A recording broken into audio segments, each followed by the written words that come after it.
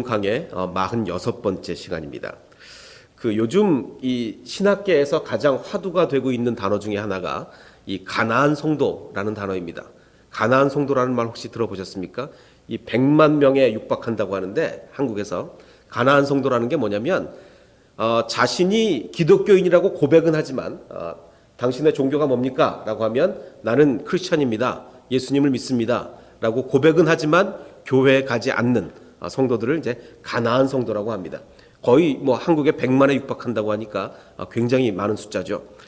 그런데 왜 이름을 가나안 성도라고 붙였느냐? 이게 뭐 외국에 있는 신앙 용어는 아니고 한국에서 붙여진 이름인데 왜 가나안이냐? 이 사람들이 교회를 안 가기 때문에 안 나가. 그래가지고 이걸 거꾸로 해서 가나안 성도다. 이렇게 이제 붙였다고 합니다. 교회를 안 나간대요. 믿기는 믿는데 교회를 안 나간다고 합니다. 자, 그런데 농담인 줄 알았더니 진짜더라고요. 그렇게 해서 붙였대요. 자, 그런데 이게 이제 많은 사람들이 걱정하기를 이게 우리나라의 이제 교회도 조만간 유럽이나 미국의 교회처럼 되는 게 아니냐. 이제 교회가 텅텅 비고 정말 연로하신 분들만 교회에 앉아 있는 젊은 사람들은 다 교회를 떠나고 정말 텅 비어버리는 그런 교회가 되는 게 아닌가 하고 지금 많은 분들이 걱정하고 있습니다. 왜냐하면 이 가나안 성도로 빠져나가는 이 속도가 정말 우리의 상상을 초월할 정도로 엄청난 속도로 지금 빠져나가고 있는 거예요. 순식간에 100만이 된 거예요. 이렇게 많지가 않았거든요.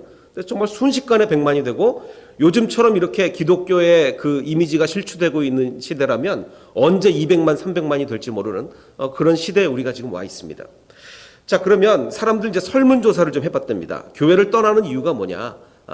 제일 큰 이유가 자유로운 신앙생활을 원하기 때문이다. 교회에 얽매이지 않고 뭐 내가 혼자 예배드리면 안 되냐? 요즘 인터넷도 발달됐는데 혼자 예배드리면 안 되냐? 뭐 이런 사람들이 많다는 겁니다. 요거는 이제 서양하고 이유가 비슷한 것 같아요. 서양 사람들도 그런 이유로 교회를 빠져나갔거든요. 더군다나 이제 서양은 자유주의 신학이 막 들어오면서 교회를 빠져나갔는데 어쨌든 편하게 신앙생활을 하고 싶다 이거죠. 근데 이제 한국만의 조금 더 독특한 것은 목회자에 대한 불만이 굉장히 큰 비중을 차지하고 있다는 게 한국의 좀 독특한 것 같습니다. 이 서구에 비해서 이제 한국 목회자들이 좀 여러 가지 불미스러운 일들이 많았기 때문에 그 비중이 아주 큰 것 같아요. 자, 그런데 그럼 이 교회를 빠져나간 사람들이 초신자일까요? 오래 다녔던 사람들일까요? 대부분 어떻게 생각하십니까? 교회 출석 기간이 평균 14년 이상이에요. 아주 교회를 오래 다닌 사람들이 나 이제 교회 안 다닌다라고 하면서 교회를 빠져나가는 겁니다. 굉장히 이게 주목할 만한 현상이죠. 왜 그럴까? 그리고 90% 이상이 교회 직분이 있었어요.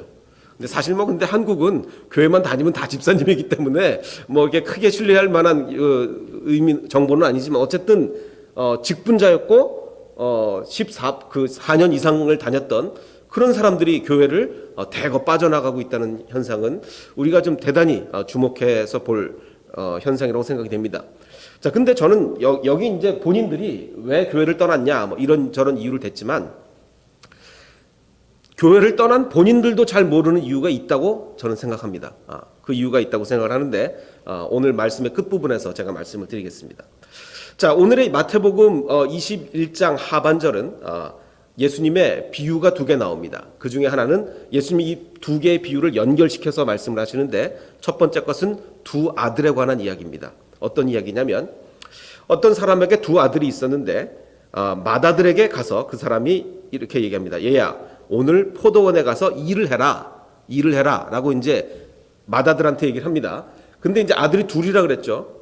한 명의 아들은 간다고 해놓고 안 갔습니다. 또 다른 아들은 안 간다고 해놓고 갔습니다. 그러면 맏아들이 갔을까요? 둘째 아들이 갔을까요? 여러분들 어떻게 알고 계십니까? 알고 계세요? 예, 대답하기가 갑자기 좀 주저해집니다. 알고는 있었는데 물어보니까 갑자기 자, 왜 그러냐면 한글 성경에는 맏아들이 네, 아버님 제가 가겠습니다 하고 나서 안 갔어요. 말만 가겠다고 해놓고 안 간 게 누구냐? 큰아들이. 이게 한글 성경입니다. 그리고 둘째 아들은 처음에 안 간다 그랬어요. 안 간다 그랬는데 나중에 내가 이렇게 아버지 말을 안 들으면 되겠나 뉘우치고 갔단 말이죠. 자, 그러면 예수님이 물어보시기를 그 2 아들 중에 누가 아버지의 뜻대로 했느냐? 당연히 간 아들이죠. 어떻게 안 간 아들이 되겠습니까? 둘째 아들입니다 라고 대답을 하니까 예수께서 세리들과 창녀들이 너희보다 먼저 하나님 나라에 들어갈 거다. 여기서 말하는 너희는 누굽니까? 안 간 사람들인데 너희는 종교 지도자들, 바리새인과 제사장들을 내게 지금 얘기하시는 거예요. 그들에게 니네보다 세리와 창녀들이 더 하나님 나라에 먼저 들어갈 거다라고 얘기를 합니다. 대부분의 영어 성경에는 the first son이 안 간다 해놓고 갔어요. 다르죠. 그러니까 그 한글 성경하고 영어 성경하고 달라요. 거의 대부분의 영어 성경은 뭐 킹 제임스 버전, NIV, 뭐 NASB 요즘 보는 거의 대부분의 다 영어 성경은 첫째 아들이 싫어요, 안 가요 해놓고 갔단 말이야. 근데 한글 성경에는 누가 갔어요? 둘째 아들이 갔어요. 근데 세번역 성경에는 또 첫째 아들이 갔어요. 이게 왜 그러냐면 그 우리가 가지고 있는 이 헬라어 성경의 사본이 여러 개, 한 개가 아니라 여러 개잖아요. 헬라어도 달라요. 어떤 사본에는 큰 아들이 간 걸로 돼 있고 어떤 사본에는 작은 아들이 간 걸로 돼 있단 말이에요. 그래서 대부분의 영어 성경들은 큰 아들이 간 사본이 좀 더 신뢰성이 있는 사본이다라고 해서 큰 아들이 간 걸로 번역을 했고 한글 성경은 작은 아들이 간 걸로 번역을 했습니다. 이게 참 쉽지 않습니다. 근데 이제 중요한 것은 큰 아들이 갔냐 작은 아들이 갔냐가 중요한 게 아니에요. 한 명은 갔고 한 명은 안 갔다가 중요한 거지. 자, 보십시오. 왜냐하면 제가 설명을 드리겠습니다. 예수님이 말씀하시기를 요한이 의의 도로 너희에게 왔거늘, 그러니까 세례 요한 얘기하는 겁니다. 세례 요한이 너희한테 왔는데 세리와 창녀는 믿었다. 그의 말과 행동과 그의 가르침을 믿었다. 그러나 너희들 종교 지도자들은 보고도 끝내 뉘우치지 않았다. 자, 그러면은 우리가 이제 흔히 이제 큰 아들 작은 아들 하면 우리는 옛날부터 뭘 배워왔냐면 큰 아들은 유대인, 작은 아들은 이방인 뭐 이렇게 해가지고 유대인은 처음에 뭐 그 예수님을 하나님을 믿는 척하다가 결국 예수님을 안 받아들이고 나중에 이방인이 받았다. 그래서 우리 머릿속에는 누가 간 걸로 머릿속에 있어요? 그 둘째 아들이 간 걸로 머릿속에 있단 말이에요. 근데 이 비유는요, 이방인과 유대인의 그 구분이 아니에요. 이건 다른 얘기입니다. 그 이방인 유대인의 구도가 아니고 어떤 구도냐면 종교 지도자들과 죄인들, 이 구도입니다. 그래서 뭐 꼭 큰 아들이 유대인을 의미하고 작은 아들이 이방인을 의미하는 게 아니에요. 그러니까 여기서는 굳이 누가 큰 아들이냐 고민할 필요가 없습니다. 그냥 한 명은 갔고 한 명은 안 갔다. 이렇게 생각하시면 되겠습니다. 자, 그런데 아버지한테 네, 제가 일하러 가겠습니다 라고 말한 건 네, 제가 아버지 뜻에 순종하겠습니다 라고 그런 말을 한 거죠. 그렇죠? 네, 하나님 뜻에 순종하겠습니다. 그런데 실제로 일하러 간 건 여기서는 뭘 의미합니까? 예수님을 받아들이느냐, 그게 일하러 간 거예요. 안 받아들이면 일하러 안 간 거고, 그 비유를 지금 예수님이 하고 계시는 거거든요. 자, 그런데 그러면 제사장과 바리새인들은 말로만 저는 하나님을 믿습니다, 저희처럼 하나님을 열심히 믿는 사람은 없습니다, 우리는 열심히 율법을 지킵니다, 말로만 하나님을 믿는다고 말로만 믿음을 강조했지만 결국 예수님을 거절했죠. 그런데 세리와 창녀들은 그들이 감히 대중 앞에서 하나님을 믿는다고 얘기를 할 수 있었겠습니까? 창녀들이 저 하나님을 믿는데요, 얘기를 못해요. 얘기를 못하죠. 그렇게 죄를 지면서 어떻게 하나님 믿는다고 얘기를 할 수가 있겠어요? 여러분들 큰 거리에 가서 나는 크리스찬이다 얘기할 수 있습니까? 참 창피합니다. 창피해요. 왜냐하면 이게 죄를 지면 창피한 거예요. 마찬가지로 이 창녀들도 뭐 담대하게 하나님을 믿는다고 얘기를 못했거든요. 그런데 결국 이들은 예수님을 영접했어요. 그러니까 이 비유에서 쉽게 말하면 아버지가 너 가라, 저 못 가겠는데요. 근데 나중에 간 거예요. 이런 게 된 겁니다. 자, 그럼 오늘의 핵심의 의문은 이 종교 지도자들이 그렇게 구약 성경에 해박한 사람이고 성경 박사들인데 왜 예수님을 안 받아들였느냐가 이제 오늘의 핵심이 되는 겁니다. 자, 여러분들 로마 숫자 아시죠? 로마 숫자가 어떻게 써 있습니까? 1, 2, 3, 4, 5, 6 뭐 이렇게 로마 숫자 쓰는 거 많이 요즘 씁니다. 근데 옛날에 그런 로마 사람들은요, 덧셈 뺄셈 이런 거 어떻게 했을까요? 이렇게 덧셈을 했어요. 이렇게 1223 더하기 1114를 더하면 뭐 저런 식으로 해가지고 덧셈을 했습니다. 이게 쉬웠겠습니까? 어려웠겠습니까? 굉장히 복잡하죠. 시간도 많이 걸리고 또 어려운 거는 간단한 계산이라면 또 몰려도 계산이 좀 복잡해지면 아주 힘들어집니다. 그래서 이 로마에서는 이 당시만 해도 수학이 이렇게 발달할래야 할 수가 없었어요. 자, 그런데 그러면 중세 시대에 서양 사람들은 이 다 로마 숫자를 썼단 말이에요. 자, 그런데 그 제르베르 도리악이라는 그 카톨릭의 139대 교황이 있습니다. 139대 교황이 바로 이렇게 생긴 분인데, 그러니까 그 중세 시대 교황을 했었죠. 이 사람은요, 교황 중에 아주 독특한 사람이에요. 뭐를 전공한 사람이냐면 수학, 천문학, 음악의 아주 전문가였습니다. 나중에는 그 아주 신형 오르간까지 자기가 개발을 하고 아주 대단히 수학, 천문학, 음악에 대단히 조예가 깊은 사람이었어요. 자, 이 사람은 아주 개혁적인 인물이었습니다. 어떻게 개혁을 했냐면 이 중세 시대 당시에는 이 성직 매매가 굉장히 큰 문제가 되지 않았습니까? 돈을 주고 그 사제직을 막 사는 거예요. 돈을 주고 막 또 사제들 중에서도 돈을 주고 더 높은 사제가 되고 막 이런 성직 매매가 아주 극에 달해 있을 때입니다. 그래서 그거를 개혁을 하고 축첩제도, 저기 성직자들이 막 첩을 두고 막 이러는 거예요. 그거를 개혁을 하고 아주 굉장히 개혁적인 보기 드물게 훌륭한 그 교황이었습니다. 자, 그런데 재임 기간에 이 반대파들의 아주 극심한 공격에 시달렸어요. 왜 공격에 시달렸느냐? 단지 개혁에 대한 반발뿐만 아니라 더군다나 죽은 다음에는 이 사람 무덤까지 파헤쳐야 된다라고 할 정도로 굉장히 큰 반발이 있었단 말이죠. 그럼 왜 이 정도까지 크게 반발을 했느냐? 그 이유가 뭐냐면 제가 방금 보여드린 것처럼 로마 숫자로 계산하려면 굉장히 힘들단 말이에요. 그런데 이 수학의 전문가인 이 교황이 뭐를 했을까요? 아라비아 숫자를 도입했어요. 아라비아 숫자. 우리가 쓰고 있는 1, 2, 3, 4, 5, 6 이거를 도입을 했다. 물론 아라비아 숫자는 원래 개발은 어디서 됐느냐? 인도에서 됐습니다. 인도 사람들 수학 잘하잖아요. 인도에서 먼저 만들어졌는데 그게 서구 세계에 전해질 때 아라비아를 거쳐서 아라비아를 통해서 거쳐졌어요. 그래서 서양 사람들은 그냥 이거 아라비아 숫자다 이제라고 얘기를 하는 겁니다. 자, 그런데 그때 당시만 해도 이건 아랍의 문화인 거예요. 이슬람 문화. 교황이 이슬람 문화를 가져왔다 이거예요. 교황이. 그래서 엄청난 공격에 시달렸습니다. 이거 사탄을 불러오는 교황이다. 이래가지고 심지어 어느 정도로 죽은 다음에까지 저 사람 무덤 파헤쳐야 된다. 이렇게 할 정도로. 자, 여러분 이게 지금 이해가 되십니까? 할 만한 비난이라고 생각하나요? 아무리 이슬람과 기독교가 적대 관계에 있다 할지라도 그 이슬람의 숫자를 도입했다는 이유만으로 이 사람을 그렇게 공격하고 무덤까지 파헤친다는 게 말이 되냐고요. 말이 되지 않잖아요. 그런데 그렇게 했단 말입니다. 그렇게 했어요. 왜 그랬을까요? 이때 당시는요, 이슬람의 이자만 나와도 빨갱이가 되는 거예요. 빨갱이. 그 중세 사회에서는 이슬람의 이렇게만 해도 저거 빨갱이다. 빨갱이. 뭐 이렇게 되는 사회단 말이죠. 그 상황에서 교황이 이슬람의 숫자를 도입했으니 완전히 빨갱이 중에 빨갱이가 되는 겁니다. 오늘 바로 그 얘기예요. 자, 예수님께서 그 두 아들에 대한 비유를 하신 다음에 그 다른 비유를 이어서 다시 한 비유를 더 들어라 라고 하면서 두 비유가 이어진다고 얘기를 합니다. 어떻게 이어지느냐? 한 집주인이 포도원을 만들었는데 농부들에게 세를 주고 다른 나라로 갔다.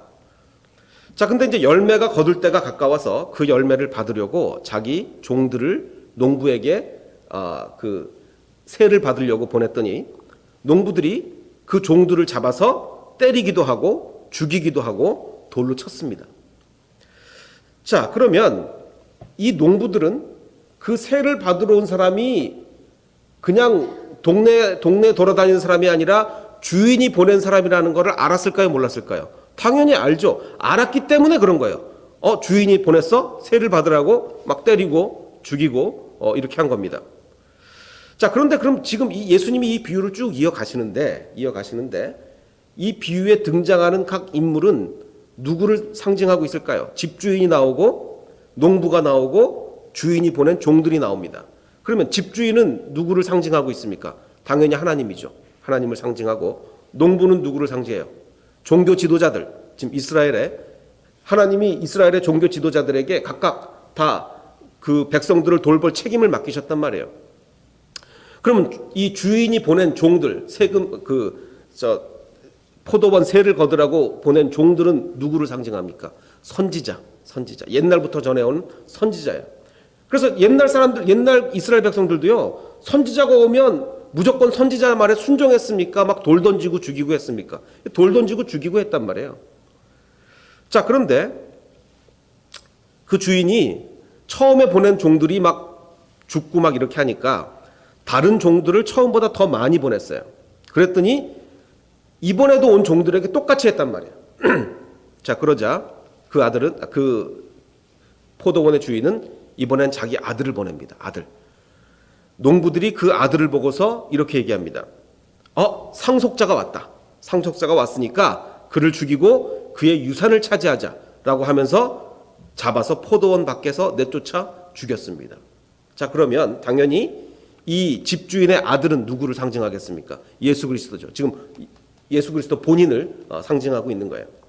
자, 그럼 여기서 이제 의문이 생깁니다. 어떤 의문이 생기냐면 이 비유가 지금 예수님의 상황하고 딱 들어맞는 것 같습니까? 뭔가 좀 많이 다른 것 같습니까?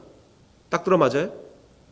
자, 물론 우리가 비유를 해석할 때 주의할 점은 모든 게 1대1로 매치되는 건 아니에요. 비유는 핵심 사항만 맞으면 되는 거예요. 예를 들어서 우리 중에 어떤 누가 몸이 아주 유연한 사람이 있다고 칩시다. 아주 몸이 우리 피겨 스케이팅 하시려면 몸이 아주 유연해야 되잖아요.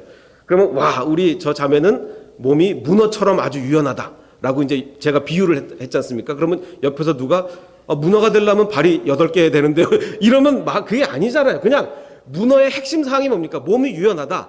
몸이 유연하다는 것을 통해서 그냥 그 핵심을 얘기하는 거지 발이 8개라는 걸 얘기하는 건 아니잖아요. 그러니까 이 비유라는 거는 핵심만 따지고 들어야지 그 곁에 거를 자꾸 따지고 들면 영 이상한 해석이 나오는 거예요. 예를 들면 뭐가 있습니까?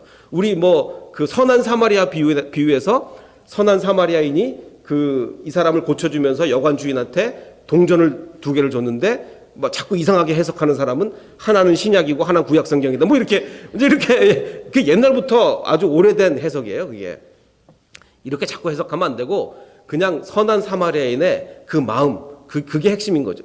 그러니까 모든 비유는 핵심만 봐야 돼. 핵심만. 자, 그런데 이 비유는요 좀 이상해요. 뭐가 이상하냐면 지금 이 농부들이 처음에 보내온 종, 그리고 심지어는 나중에 아들까지 집주인이 보낸 거, 그리고 집주인의 아들인 거 알고 죽였습니까? 모르고 죽였습니까? 알고 죽였잖아요. 오히려 아니까 죽였잖아요. 아니까 집주인의 아들이니까 죽이고 상속받자. 이러고 선지자 종 세금 받으러 세 받으러 왔다 그러니까 안 돼. 우린 못 줘. 이러면서 죽이고 이랬잖아요. 자, 그러면 이 비유는요, 문제는 핵심까지 안 맞아요. 핵심만 맞으면 되는 건데, 원래 비유는 이건 핵심까지 안 맞는다니까요. 자, 그럼 이제 여기서 문제가 생깁니다. 이게 무슨 문제냐면, 이 이스라엘의 종교 지도자들이 예수님이 하나님의 아들인 것을 알고 죽였습니까? 모르고 죽였습니까? 다시 한번 잘 생각해 보십시오. 이스라엘의 종교 지도자들이, 바리새인과 제사장들이 예수님이 하나님의 아들이라는 것을 알고 죽였어요? 모르고 죽였어요? 몰랐죠. 알면 무서워서 어떻게 죽입니까? 하나님의 아들을 누가 정말 어떻게 겁나서 죽일 수가 있어요? 몰라서 죽였단 말이에요. 근데 이 비유는 어떻게 돼요? 반대로 알고 죽였단 말이에요. 알고. 그럼 예수님은 전혀 안 맞는 상황 같은데 왜 이런 비유를 들었느냐? 그 이유는 바로 여기 있습니다. 예수님을 알아보지 못한 책임을 알고도 죽인 것만큼 큰 책임으로 비유하는 거예요. 알고도. 그러니까 빠져나가지 말라는 거예요. 모르고 죽였으니까 괜찮아요. 이렇게 빠져나가지 말고 몰라서 죽였잖아요. 몰라서 죽였지만 그 책임이 얼마나 큰 책임이에요? 마치 알고도 죽인 것만큼 그 큰 책임이라는 것을 이 비유를 통해서 우리에게 알려주시는 거예요. 굉장히 큰 책임인 거죠. 왜? 모른 책임이 자기한테 있거든요. 모른 책임이. 자, 그러면 포도원 주인이 올 때 어떻게 하겠느냐라고 물어보십니다. 그러자 그들이 말하되 대답은 제대로 합니다. 그 악한 자들을 진멸하고 포도원은 제때 열매를 바칠 만한 다른 농부들한테 줄 겁니다. 라고 얘기를 합니다. 맞는 얘기죠. 그러자 예수님께서 그래, 말 잘했다. 건축자들의 버린 돌. 건축자들의 버린 돌이 뭡니까? 니네 종교 지도자들이 나를 버렸다 이거예요. 건축자들의 버린 돌이 모퉁이의 머릿돌. 머릿돌. 근데 이 모퉁이 돌이라 그래가지고 저기 어디 버려지는 돌이라고 생각하면 안 됩니다. 제가 이제 대학교 1학년 때, 벌써 이게 몇십 년, 30년 전인데, 대학교 1학년 때 우리 중창단 교회에서 모여가지고 모퉁이 돌 중창을 했어요. 그 노래 아십니까? 예수는 모퉁이 돌 죄인들을 뭐 이런 노래인데 그 노래를 막 굉장히 열심히 연습했어요. 연습을 하면서 연습 이제 중간에 각자 돌아가면서 우리 이 찬양을 부르면서 느낀 점을 하나씩 얘기해 보자. 그래서 한 8명인가 이제 돌아가면서 얘기하는데 그 중에 한 명이 저 모퉁이에 버려진 돌을 그렇게 겸손해지신 예수님을 찬양합니다. 이렇게 얘기를 하더라고요. 모퉁이 돌은 그런 게 아니고 지금 이 이스라엘에서 건축할 때 각 모퉁이에 돌을 세우던 아주 귀한 돌이에요. 건축에 있어서 아주 핵심적인 돌이 모퉁이 돌입니다. 버려지는 돌이 아니에요. 버려지는 돌은 그 앞에 나온 거. 건축자들의 버린 돌이 오히려 모퉁이의 머릿돌이 됐다. 이걸 얘기하는 겁니다.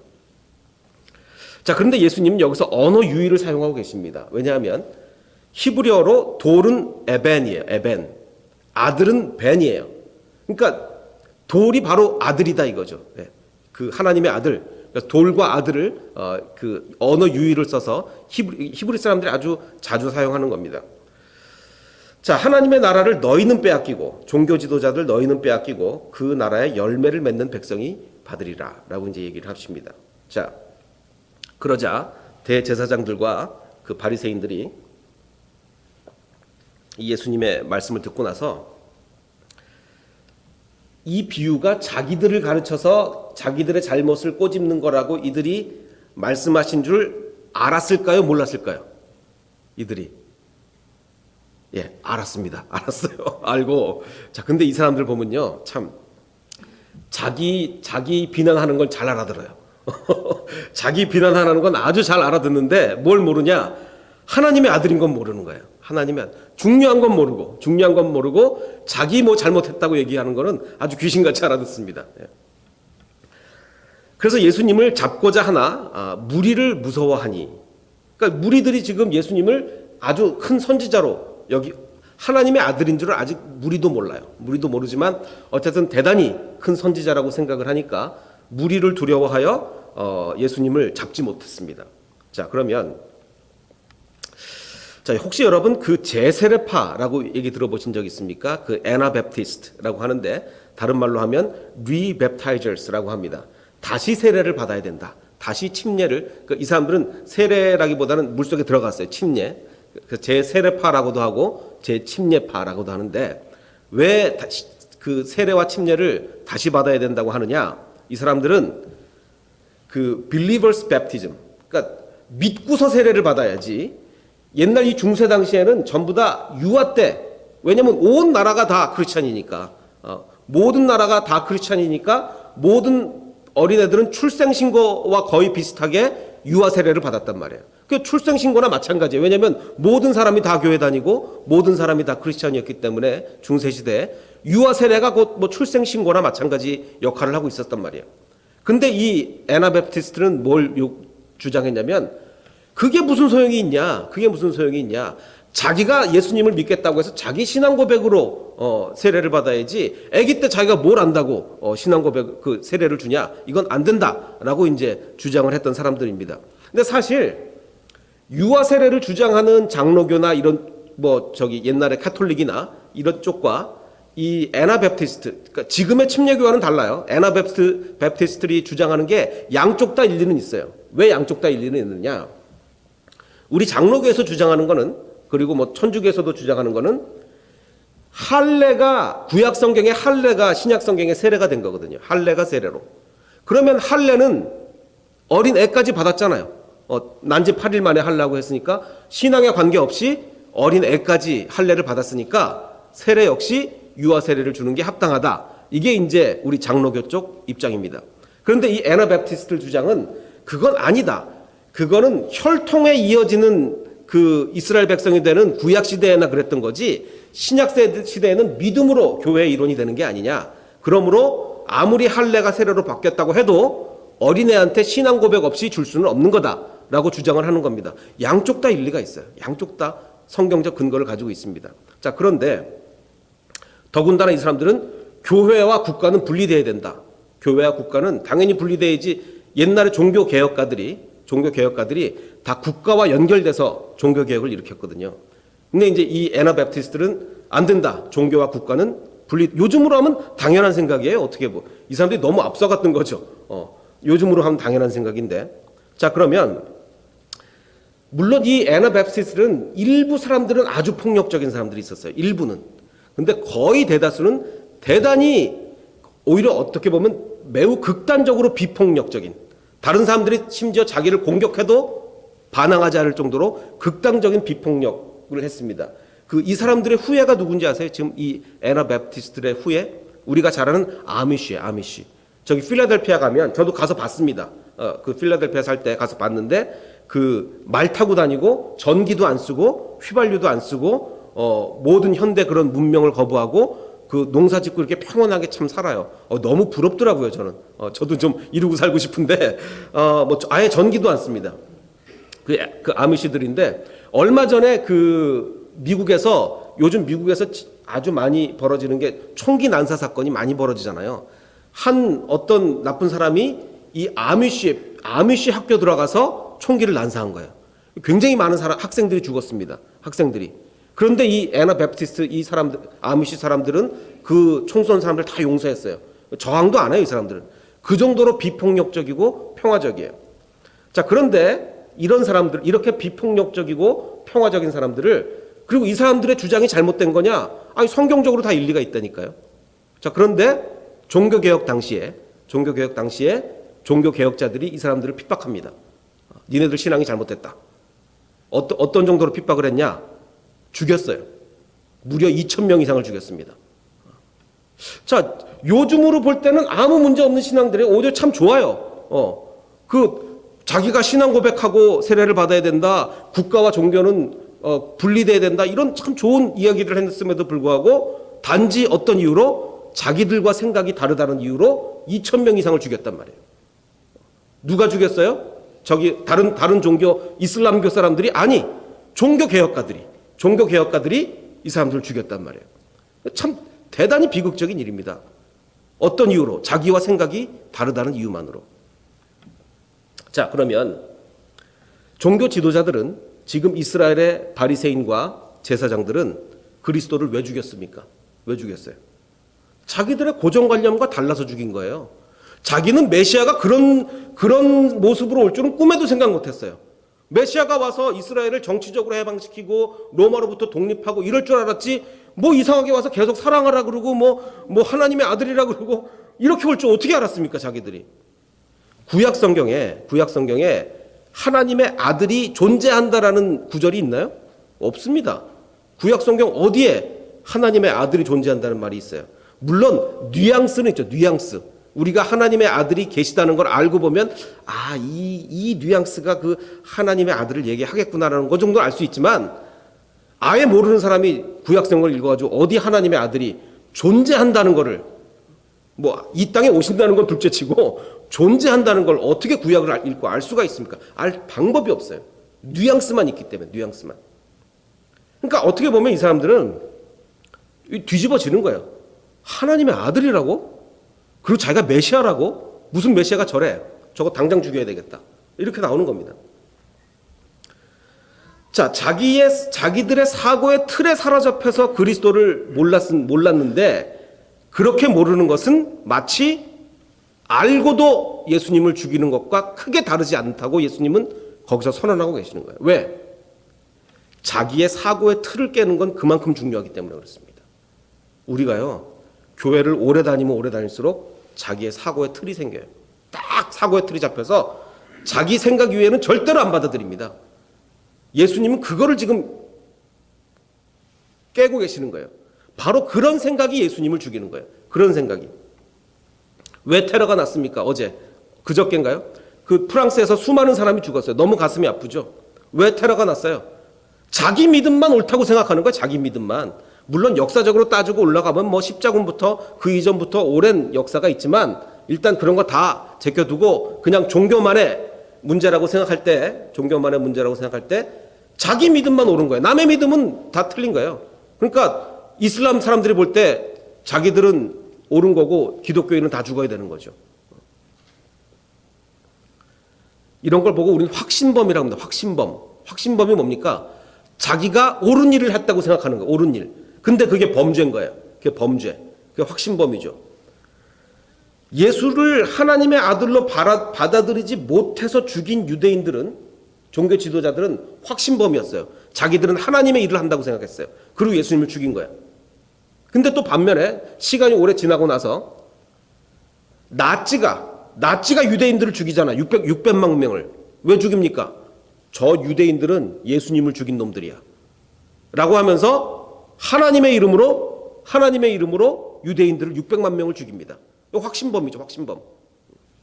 그리고 나서 1948년에 유대인들이 약속의 땅에 다시 팔레스타인에 다시 들어간다고 하면서 영국의 힘을 얻고 팔레스타인에 다시 이스라엘 나라를 건설합니다. 이러면서 지금 이슬람교 사람들을 완전히 힘으로 몰아냈죠. 힘으로 몰아냈어요. 그러면서 또 확신이 들었어요. 이건 하나님의 뜻이다. 총칼로 막 밀고 들어가면서 하나님의 뜻이라고 확신했어요.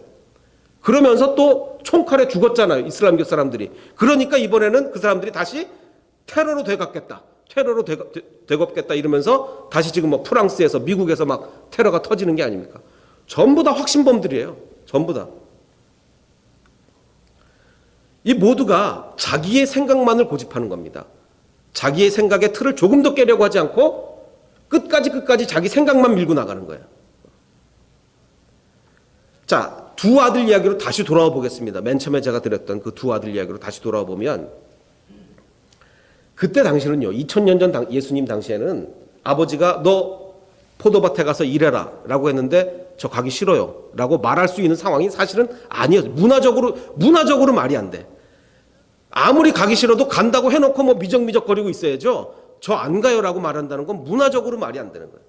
그래서 그 두 아들 중에 뭐 큰 아들이 갔는지 작은 아들이 갔는지 모르겠지만 한 명의 아들은 간다고 해놓고 안 간 거예요. 간다고 해놓고.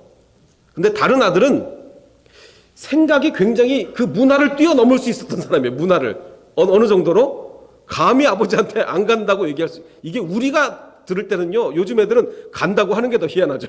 너 가서 이래라 그러면 요즘 애들이 네 갈게요 그러면 야 참 대나들이다라고 생각하지만 그렇게 성경을 이해하면 이게 성경의 해석이 안 돼. 성경이 2000년 전의 문화로 돌아가야 돼. 야 아버지가 가라 그랬는데 안 가는 아들이 있어? 못 간다고 하는 아들이 있어? 그때 당시 문화를 이해해야 성경이 해석이 된다니까요. 그러니까 첫 번째 그룹의 아들은 간다고 해놓고 이건 단지 문화적 순종이죠. 문화적 순종. 이게 종교 지도자들이 한 거예요. 나는 하나님을 믿는다. 여태까지 내려온 전통으로. 그러나 실제로 하나님을 위한 일은 안 하는 거예요. 그런데 죄인들이라고 여겨졌던 세리와 창녀들은 굉장히 어떻게 보면 사고가 자유로운 사람들이에요. 어떻게 보면. 그러니까 안 간다고 해놓고 나중에 진짜 순종을 하는 거예요. 이게 참 아이러니합니다. 아이러니해요. 제가 뉴욕에서 청년 사역을 할 때 제가 음악은 조금 합니다만 제가 굉장히 못하는 게 있습니다. 너무너무 못하는 게 있어요. 미술입니다. 미술은 제가 고등학교 중고등학교 통틀어서 우도 못 받을 것 같아요. 계속 미를 받고 막 너무 그림도 못 그리고 글씨도 못 쓰고 막 이래가지고 거의 미술이라 그러면 제가 거의 패닉에 빠져요. 패닉에. 근데 이제 뉴욕에 갔는데 이제 교회가 맨하탄에 있었어요. 근데 맨하탄에서 이제 청년부에 딱 부임을 해도 보니까 우리 청년 중에 반이 미술 전공이에요. 패션이나 미술, 패션 미술 다 통틀어서 절반이 미술 전공이에요. 아, 주여. 왜냐면 제가 그들을 이해를 못 하겠는 이게 목회를 하려면 교인들을 하고 이게 접촉점이 있고 이해가 돼야 이게 목회가 되는 건데 제가 제일 못하는 게 미술인데 그 미술을 전공한 사람이 절반이 되니까 이게 정말 이게 주여 이런 얘기가 나오더라고요. 근데 제가 나중에 깨달았습니다. 그게 얼마나 큰 축복인지. 왜냐하면 제가 그 후로부터 이 미술하는 사람들을 사랑하게 됐습니다. 왜 미술하는 사람을 사랑하면요, 이 미술하는 사람들은요, 뭐 모든 예술하는 사람이 다 그렇지만 자기 고정관념을 깹니다. 항상 고정관념을 깨요. 절대로 고정관념에 묶여 있지 않아요. 그러면 미술을 못하죠. 예술을 못합니다. 그러니까 제가 시도했던 것은 늘 여태까지 우리의 고정관념을 깨고 예수 그리스도를 바라보자. 우리가 여태까지 배웠던 거 다 내려놓고 정말 빈 마음으로 예수 그리스도를 바라보자. 그들이 정말 그렇게 되더라고요. 정말 놀랐어요. 그래서 전 그 후로 그 미술하는 사람을 아주 사랑하게 됐습니다. 그러니까 마찬가지로 우리도 고정관념을 가지고 예수 그리스도를 바라보면 정말 그 틀에서 벗어날 수가 없습니다. 예수님을 결국은 죽여요. 우리가 결국 죽입니다.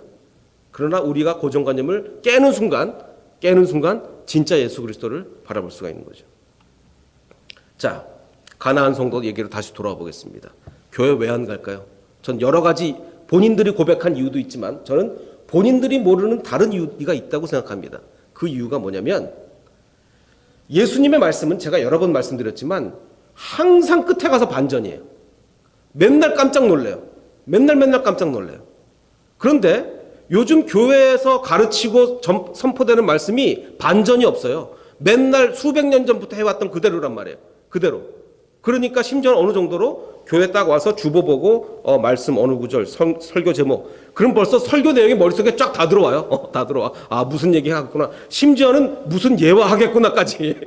거의 이 정도가 된단 말이에요. 그게 아까 교회 다닌 지 14년 이상 되고 직분 있는 사람들은 거의 그 정도 수준까지 간단 말이에요. 그 정도 수준까지. 그러니까 교회 나오고 싶겠냐고요. 벌써 다 아는데 뭐. 맨날 발전을 놓고 똑같은 거 하는데. 반전이 없잖아요. 반전이. 그러니까 우리는 항상 모든 고정관념을 깨고 항상 반전을 이루어야 된단 말이에요. 그게 예수님이 하셨던 거죠. 자, 그래서 이 종교 지도자들은요, 반전이 없이 똑같이만 가니까 항상 발전을 한다는 게 뭐만 더 발전합니까? 세부적인 지시사항만 더 발전하는 거예요. 안식일 규정이 하나님이 만들어 놓은 건 몇 개 안 되는데 이 사람들은 막 수백 가지 안식일 규정을 막 만들어내는 거예요. 그걸 발전이라고 생각하는 거죠. 자, 어떤 사람들은 이렇게 생각할 수 있습니다. 예수님이 오셨을 그 당시에 태어났던 바리새인, 그 당시에 태어났던 제사장들은 참 운도 없다.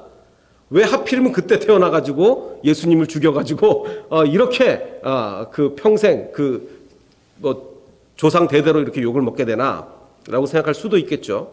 그러나 저는 다르게 생각합니다.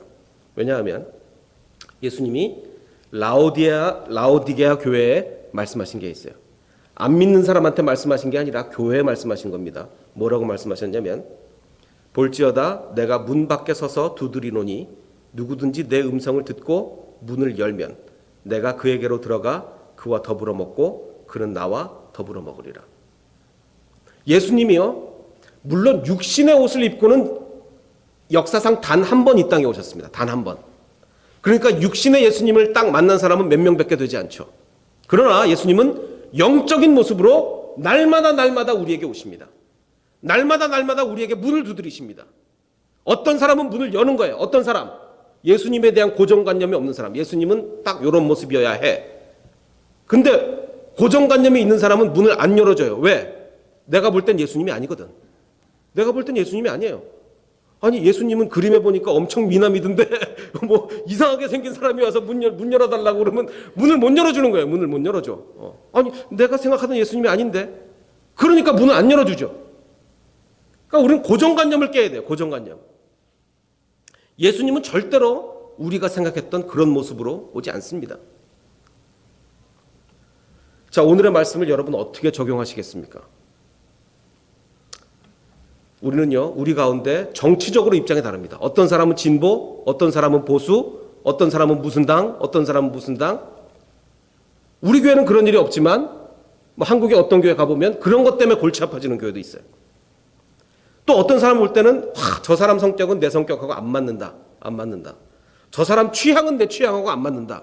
왜 이렇게 안 맞는 게 맞아요? 왜 이렇게 안 맞는 게 많아요? 왜 이렇게? 자, 그런데 그걸 예수님은 어떻게 우리에게 말하고 계실까요? 심지어는요, 자기 생각하고 안 맞으면 예수님까지 죽인다니까요. 자기 생각하고 안 맞으면. 우리 왜 남을 보면서 다 안 맞는다고만 해요? 저 사람 나하고 안 맞아. 저 사람 나하고 안 맞아. 왜 자꾸 안 맞는다고만 얘기합니까? 예수님이 우리를 하나로 묶어주시는 거는 보지 않고 왜 안 맞는다고 얘기합니까? 저는 올해 초에 우리 평안교회가 축복하고 감사하고 칭찬하는 한 해가 되자라고 제가 올해 초에 말씀드렸습니다. 너무 잘 지켜지는 것 같고 우리 교회가 너무 참 행복한 것 같아서 제가 참 감사드려요. 하지만 여기서 머물면 안 되죠. 우린 더 발전해야 됩니다. 더 잘하자고요. 잘하고 있다고 해서 그치지 말고 더 잘하자고요. 더 칭찬하고 더 용납하고 더 받아들이고 상대방에 대한 모든 고정관념을 깨고 하나가 되자고요. 그렇게 할 수 있습니다. 왜? 예수님이 그렇게 원하고 계시니까. 로마서에 보면 할 수 있거든. 너희로서는 모든 사람과 더불어 화목하라 라고 얘기합니다. 사람과 화목하지 못하면서 어떻게 예수님을 받아들입니까? 다른 사람의 그 나와 다른 취향을 받아들이지 못하면서 다른 성격을, 다른 정치적 입장을 받아들이지 못하면서 어떻게 예수님을 받아들이냐고요. 못 받아들입니다. 그래서 오늘 말씀을 통해서 우리가 도전받는 것은 내 모든 고정관념을 깨고 주님을 받아들이듯이 내 모든 취향과 내 모든 것들을 다 내려놓고 하나가 될 수 있는 저와 여러분이 되시기를 주님의 이름으로 축원합니다. 기도하겠습니다.